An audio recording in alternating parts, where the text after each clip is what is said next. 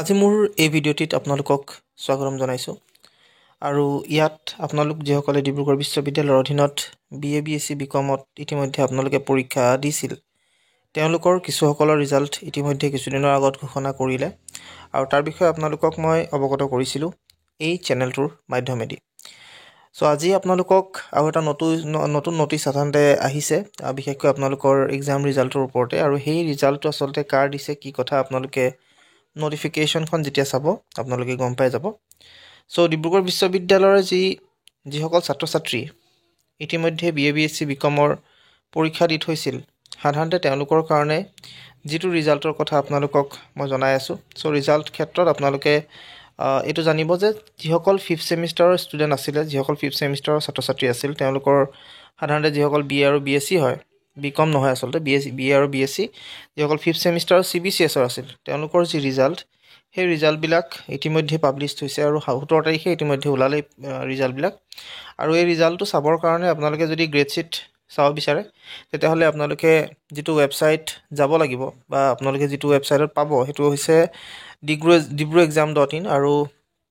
যদি আপোনালোকে গুটে শীটখন চাব বিচাৰে তেতিয়াহলে আপোনালোকে সেই শীটখন চাবৰ কাৰণে আপোনালোকে গুটেই আসলতে পাস আৰু ফেইলৰ যিখন কাগজ সেইখন যদি চাব বিচাৰে তেতিয়াহলে আপোনালোকে ইয়াত BA হয় যদি BA আপোনালোকে মাৰিব আৰু BA আপোনালোকে মৰাৰ লগে লগে আপোনালোকৰ যিখন ৰিজাল্ট সেই ৰিজাল্ট বিলাক ডাউনলোড হ'বলৈ আৰম্ভ হৈ যাব সো মই আপোনালোকক BA যিখন শীটখন যিখন আসলতে আপোনালোকৰ পাস ফেইল যেটোত আহে সেই শীটখন ডাউনলোড প্ৰথমতে কৰি লৈছো তাৰ পিছত আপোনালোকক মই কেনেকৈ গ্ৰেড শীট চাব পাৰিব সাধাৰণতে হেতু দেখুৱাবলৈ চেষ্টা কৰিম সো ইয়াত আপোনালোকে দেখিছে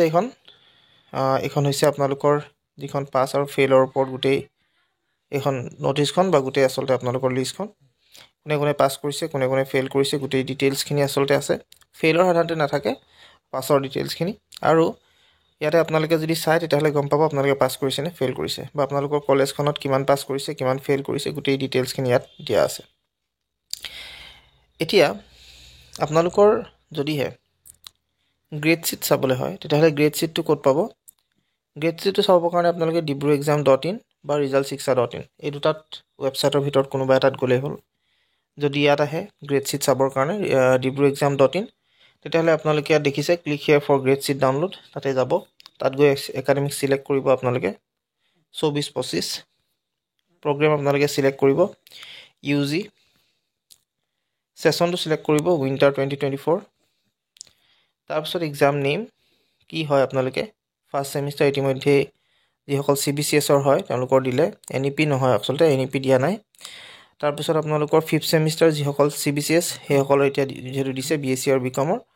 BSc আৰু BA গতিকে 5th সেমিষ্টাৰ BA মাৰিব তাৰ পিছত আপোনালোকৰ যেটো ৰেজিষ্ট্ৰেচন নম্বৰ এডমিটত আপোনালোকে চাব আপোনালোকৰ ৰেজিষ্ট্ৰেচন নম্বৰ তাতে পাব তাত হেতু ক্লিক কৰিব আৰু তাছত সাবমিট কৰি দিব আপোনালোকৰ যিখন গ্ৰেড শীট এই গ্ৰেড শীটখন আপোনালোকে পাব আৰু আপোনালোকৰ যি পাস ফেইল কিমান কি পাইছে কেনেকুৱা হৈছে গুটেই ডিটেইলছ খিনি আপোনালোকে তাতে গম পাই যাব সো এই নোটিছখন 17 তাৰিখে ইতিমধ্যে আহিছিল অৰ্থাৎ আপোনালোকৰ ৰিজাল্ট 17 তাৰিখে আহিলে গতিকে আপোনালোকক আজি জনালো আপোনালোকে চাই লব আপোনালোকৰ যি ৰিজাল্ট কেনেকুৱা হৈছে কি হৈছে গম পাই যাব আপোনালোকে হয়তো বহুতে গমে পাইছে ৰিজাল্ট বিলাক তথাপিও যিসকলে আসলতে চোৱা নাই তেলকে চাব পাৰিব আপোনালোকে এনেকৈ আৰু গুটেই ডিটেইলছ খিনি চাব পাৰে আসলে BSc সকলো এনেকৈ চাব যেটো ষ্টাইলত আপোনালোকক মই দেখুৱাইছো তেনেকৈ আপোনালোকে চাব নিশ্চয় আপোনালোকে গম পাব আৰু ওয়েবসাইটটো যদি পাহৰি যায় তেতিয়াহলে হৈছে dibruexam.in আৰু যদি অফিচিয়েল ওয়েবসাইট লাগে dibru.ac.in এই দুটা ওয়েবসাইটতে আপোনালোকে পাই যাব সো এখিনি আছিল আজি আপোনালোকক জনাব লগা আশা কৰিছো ভিডিওটো আপোনালোকে ভাল পালে যদি ভাল পালে তেন্তে প্লিজ লাইক শেয়াৰ সাবস্ক্ৰাইব কৰিব লগতে কাষত থকা যেটো বেল আইকন হেতু প্ৰেছ কৰি আজিলৈ মানে ধন্যবাদ